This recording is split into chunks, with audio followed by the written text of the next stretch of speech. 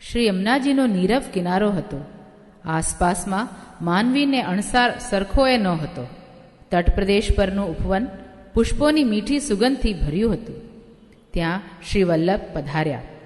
શ્રી યમુના મહારાણીજીના પ્રસન્નતાપૂર્વક દર્શન કરી. શ્રી વલ્લભ આ પ્રદેશની અલૌકિક લીલા ભાવનાના ચિંતનમાં ખોવાઈ ગયા. આપશ્રીના નેત્રો શ્રી યમુનાજીના શ્યામ જલપ્રવાહ પર સ્થિર થયા હતા. ક્ષિતિજ પર શ્રી યમુનાજીના જલ પર ધીર ગંભીર ગજગતિએ ચાલતી આવતી એક આકૃતિ અસ્પષ્ટ જણાય. થોડાક જ સમયમાં પાસે આવતા તે આકૃતિના દર્શન થયા. લાલ સૂથન, ગુલાબી અને લીલા રંગની કાચની અને કેસરી પટુકામાં તેઓ શોભતા હતા.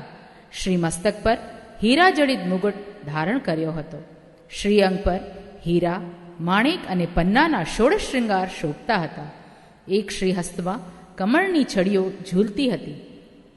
બીજા શ્રી હસ્તમાં કમળના પુષ્પોની નયન રમ્ય મંદ મંદ સુગંધયુક્ત પુષ્પમાળા હતી. શ્રી વલ્લભે દર્શન કરતા જ અતિ પ્રસન્નતા અનુભવી અને આપશ્રીના મુખારવિંદથી ધીર ગંભીર પૃથ્વી છંદમાં સ્તુતિ સરી પડી. નમામી યમુનામહમ સકલ સિદ્ધિ હેતુમ મુદા.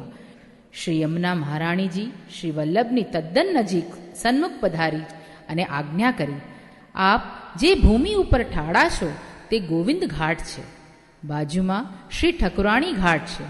બંને ઘાટની સીમા પર ઉભેલ છોકરનું આ વૃક્ષ એ બ્રહ્મ સ્વરૂપ છે. તેથી તેને બ્રહ્મ છોકરના નામે ઓળખવામાં આવે છે. માટે આપ કૃપા કરીને એ છોકરના વૃક્ષ નીચે બિરાજો અને આપ મને શ્રીમદ ભાગવતનું શ્રવણ કરાવો. શ્રી યમુનાજી અંતર ધ્યાન થઈ ગયા.